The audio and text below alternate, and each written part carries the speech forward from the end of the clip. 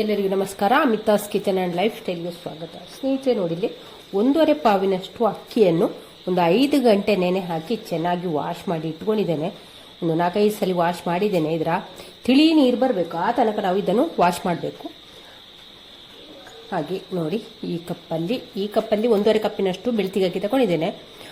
ಅದರಲ್ಲಿ ಈಗ ನೋಡಿ 3/4 ಕಪ್ಪಿನಷ್ಟು ಅನ್ನ ತಗೊಂಡಿದ್ದೇನೆ, ವೈಟ್ ರೈಸ್ ತಗೊಂಡಿದ್ದೇನೆ. ಇದನ್ನು ಇದಕ್ಕೆ ಹಾಕುವ. ಅಕ್ಕಿ ತಗೊಂಡ ಕಪ್ಪಲ್ಲಿ 1/4 ಕಪ್ಪಿನಷ್ಟು ತೆಂಗಿನಕಾಯಿ ತುರಿ ತಗೊಂಡಿದ್ದೇನೆ. ಬರೀ ಬಿಳಿ ಭಾಗ ಮಾತ್ರ ತಗೊಂಡಿದ್ದೇನೆ. ಇವಾಗ ಇದನ್ನೆಲ್ಲ ಒಮ್ಮೆ ಚೆನ್ನಾಗಿ ಮಿಕ್ಸ್ ಮಾಡುವ. ಒಂದಕ್ಕೊಂದು ಬೇರೆ ಹಾಗೆ ಒಮ್ಮೆ ಚೆನ್ನಾಗಿ ಮಿಕ್ಸ್ ಮಾಡುವ. ಅಕ್ಕಿ ಸಹ ಚೆನ್ನಾಗಿ ತೊಳೆದಿರಬೇಕು, ತಿಳಿ ನೀರು ಬರೋ ತನಕ ತೊಳೆದಿರಬೇಕು. ಹಾಗೆ ಇಲ್ಲಿ ವೈಟ್ ರೈಸ್ ಕೂಡ ತಗೊಂಡಿದ್ದೇನೆ. ಹಾಗೆ ತೆಂಗಿನಕಾಯಿ ತುರಿ ಬಿಳಿ ಭಾಗ ಮಾತ್ರ ತಗೊಂಡಿದ್ದೇನೆ. ನೋಡಿ, ಇದಕ್ಕೆ ಇವಾಗ ನೋಡಿ ಚೆನ್ನಾಗಿ ಮಿಕ್ಸ್ ಆಯಿತು. ಇವಾಗ ನಾನಿಲ್ಲಿ ಮಿಕ್ಸರ್ ಜಾರಿಗೆ ಅಕ್ಕಿಯನ್ನು ಹಾಕಿಕೊಂಡಿದ್ದೇನೆ. ಪೂರ್ತಿ ಅಕ್ಕಿ ಹಾಕಲಿಲ್ಲ, ಅರ್ಧದಷ್ಟು ಅಕ್ಕಿಯನ್ನು ಹಾಕಿಕೊಂಡಿದ್ದೇನೆ. ಹಾಗೆ ನೀರನ್ನು ಕೂಡ ಹಾಕಿ ಇನ್ನಿದನ್ನು ನಯವಾಗಿ ರುಬ್ಬಿಕೊಂಡು ಬರುವ. ಇವಾಗ ಇಲ್ಲಿ ಅಕ್ಕಿಯನ್ನು ನಯವಾಗಿ ರುಬ್ಬಿಕೊಂಡಿದ್ದೇನೆ. ಇದನ್ನೀಗ ಒಂದು ಪಾತ್ರೆಗೆ ಹಾಕಿಕೊಳ್ಳುವ. ಇನ್ನು ಉಳಿದಂಥ ಅಕ್ಕಿಯನ್ನು ಕೂಡ ಹಾಕಿಕೊಂಡು ಅದೇ ರೀತಿ ನಯವಾಗಿ ರುಬ್ಬಿ ತರುವ.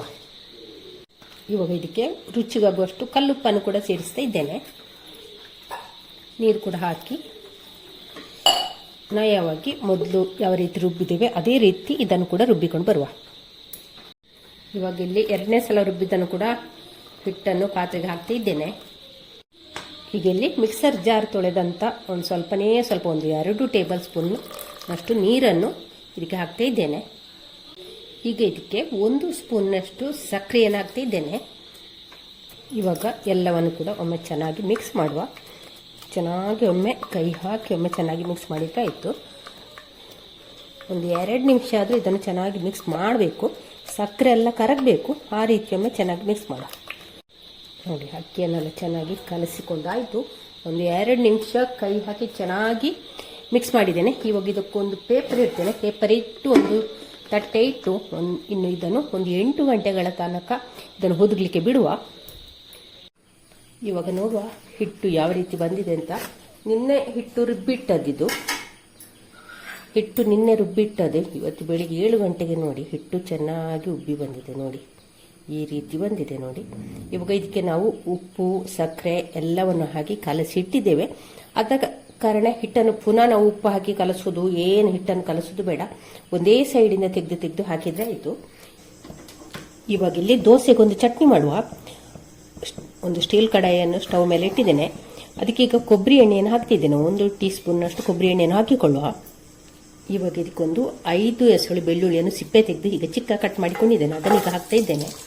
ಹಾಗೆ 1 ಈರುಳ್ಳಿಯನ್ನು ಕೂಡ ಚಿಕ್ಕದಾಗಿ ಕಟ್ ಮಾಡಿ ಇಟ್ಟಿದ್ದೇನೆ, ಅದನ್ನು ಕೂಡ ಇದಕ್ಕೆ ಸೇರಿಸ್ತಾ ಇದ್ದೇನೆ. ಹಾಕಿ ಇದನ್ನು ಫ್ರೈ ಮಾಡುವ. ಈಗ ಅದರ ಜೊತೆಯಲ್ಲಿ 4 ಕಾಯಿ ಮೆಣಸನ್ನು ಹೀಗೆ ಚಿಕ್ಕದಾಗಿ ಕಟ್ ಮಾಡಿದ್ದೇನೆ, ಅದನ್ನು ಕೂಡ ಇದಕ್ಕೆ ಸೇರಿಸ್ಕೊಳ್ತಿದ್ದೇನೆ. ಇದನ್ನೆಲ್ಲ ಒಂದು ಸ್ವಲ್ಪ ಹಸಿ ವಾಸನೆ ಹೋಗೋ ತನಕ ಫ್ರೈ ಮಾಡಿದರೆ ಆಯಿತು. ಇವಾಗ ಇಲ್ಲಿ ಈರುಳ್ಳಿ ಮತ್ತು ಕಾಯಿ ಮೆಣಸು ಒಂದು ಸ್ವಲ್ಪ ಬಾಡಿಕೊಂಡಿದೆ. ಆ ಹೊತ್ತಿಗೆ ಇಲ್ಲಿ ಈಗ ಶುಂಠಿಯನ್ನು ಕೂಡ ನೋಡಿ, ಒಂದು ಸಣ್ಣ ತುಂಡು ಶುಂಠಿಯನ್ನು ಕೂಡ ಹಾಕ್ತಾ ಇದ್ದೇನೆ. ಅದರ ಜೊತೆಯಲ್ಲಿ ಈಗೊಂದು 4 ಟೇಬಲ್ ಸ್ಪೂನ್ನಷ್ಟು ಹುರಿಗಡಲೆ ಉಂಟು, ಅದನ್ನು ಕೂಡ ಇದಕ್ಕೆ ಸೇರಿಸಿಕೊಂಡು ಒಂದು ಸ್ವಲ್ಪ ಹುರಿಗಡಲೆ ಬೆಚ್ಚಗಾದರೆ ಸಾಕು. ಆ ರೀತಿ ಇದನ್ನೊಮ್ಮೆ ಫ್ರೈ ಮಾಡ. ಇಷ್ಟಾದರೆ ಸಾಕು. ನಾನೀಗ ಇಲ್ಲಿ ಸ್ಟವ್ ಆಫ್ ಮಾಡಿಕೊಳ್ತಾ ಇದ್ದೇನೆ. ಇನ್ನಿದನ್ನು ಪೂರ್ತಿ ತಣ್ಣಗಾಗಲಿಕ್ಕೆ ಬಿಡುವ. ಸ್ಟವ್ ಮೇಲೆ ಒಂದು ತವವನ್ನು ಇಟ್ಟಿದ್ದೇನೆ. ಇದೀಗ ಕಾದ ನಂತರ ಒಮ್ಮೆ ನೀರು ಹಾಕಿ ಒಮ್ಮೆ ಚೆನ್ನಾಗಿ ಒರೆಸಿದ ನಂತರ ಹಿಟ್ಟನ್ನು ನಾವು ಇದಕ್ಕೆ ಹಾಕಿಕೊಳ್ಳುವ.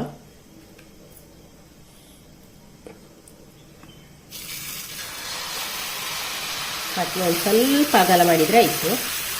ನೋಡಿ, ಸೆಟ್ ದೋಸೆ ಮಾಡ್ತೇವಲ್ಲ ಅದೇ ರೀತಿ ಒಂದು ಸ್ವಲ್ಪ ಅಗಲ ಮಾಡಿಕೊಂಡ್ರೆ ಆಯಿತು.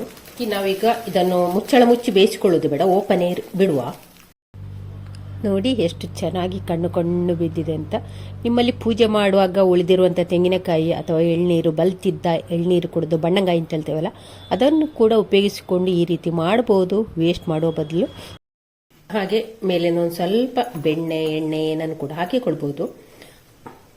ನಾವಿಲ್ಲಿ ಕಾವಲಿಗೆ ಎಣ್ಣೆಯನ್ನು ಹಾಕಿಕೊಳ್ಳಿಲ್ಲ ಅಲ್ಲ, ದೋಸೆಯ ಮೇಲ್ಭಾಗಕ್ಕೆ ಮಾತ್ರ ಎಣ್ಣೆ ತುಪ್ಪ ಏನಾದರೂ ಹಾಕಿಕೊಂಡ್ರೆ ಆಯಿತು. ಕಾವಲಿಗೆ ಹಾಕಿದ್ರು ನಡೀತದೆ, ಹಾಕದಿದ್ರು ನಡೀತದೆ.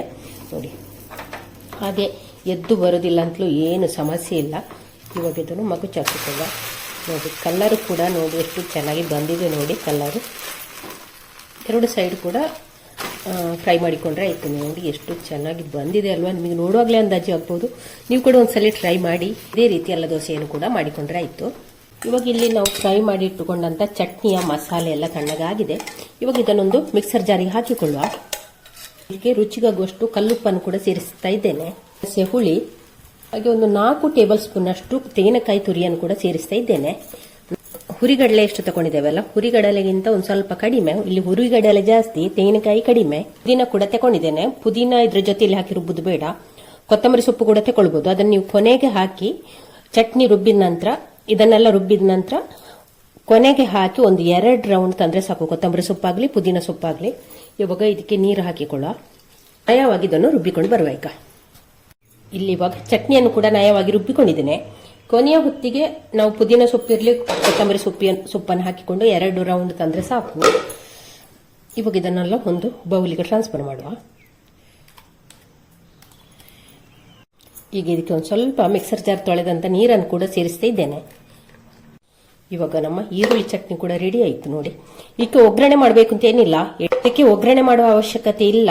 ಬೇಕಂತಿದ್ರೆ ಒಗ್ಗರಣೆ ಮಾಡಬಹುದು. ಮತ್ತೆ ನಾವು ದೋಸೆಗೆ ಕೂಡ ಬೆಣ್ಣೆ ಎಲ್ಲ ಹಾಕಿದ್ದೇವಲ್ಲ, ಹೆವಿ ಆಗ್ತದೆ ಅಂತಿದ್ದವರು ಒಗ್ಗರಣೆ ಮಾಡೋದು ಬೇಡ. ಇಷ್ಟೇ ಸಾಕಾಗ್ತದೆ. ಚಟ್ನಿ ಕೂಡ ಟೇಸ್ಟ್ ಚೆನ್ನಾಗಿರ್ತದೆ. ಮತ್ತೆ ಎಣ್ಣೆಯಲ್ಲಿ ಕೂಡ ಈ ಮಸಾಲೆಯನ್ನೆಲ್ಲ ಎಣ್ಣೆಯಲ್ಲಿ ಕೂಡ ಫ್ರೈ ಮಾಡಿದ್ದೇವಲ್ಲ, ಹಾಗಾಗಿ ನಾನಿಲ್ಲಿ ಒಗ್ಗರಣೆ ಮಾಡೋದಿಲ್ಲ. ಬೇಕಾದವರು ಮಾಡಿಕೊಳ್ಬಹುದು. ನೋಡಿ ನಮ್ಮ ಚಟ್ನಿ ಕೂಡ ರೆಡಿ ಆಯಿತು.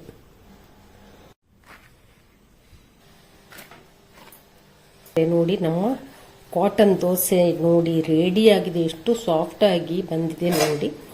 ಹಾಗೆ ನೋಡಿ ಎಷ್ಟು ಸಾಫ್ಟ್ ಆಗಿ ಬಂದಿದೆ, ಹಾಗೆ ಎಷ್ಟು ಕಣ್ಣಾಗಿ ಬಂದಿದೆ. ಹಾಗೆ ಅದ್ಭುತವಾದ ಒಂದು ರುಚಿಯುಳ್ಳ ದೋಸೆ ಅಂತಲೇ ಹೇಳ್ಬೋದು.